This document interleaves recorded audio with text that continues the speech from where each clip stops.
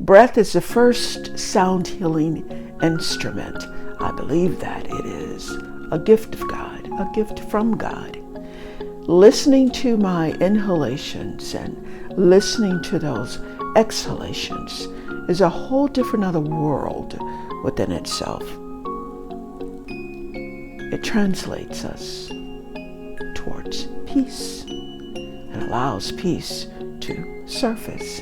So as you navigate today and each day, seize the time to expand your lungs, expand your awareness of possibility, hope, and